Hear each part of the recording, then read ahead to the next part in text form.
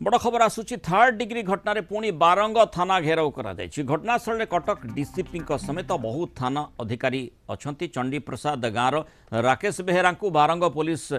third degree घटना को नहीं पुणी ग्रामवासी ताती बारंग थाना घेरिबा सह मुख्य रास्ता को अवरोध करा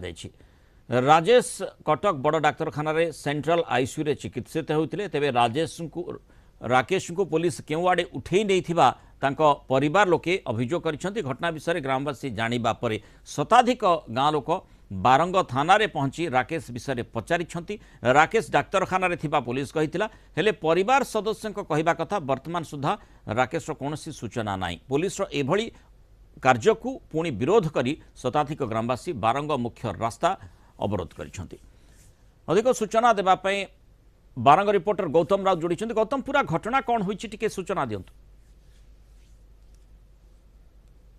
कटक भुवनेश्वर संजोग बारंग मुख्य दृश्य जो आज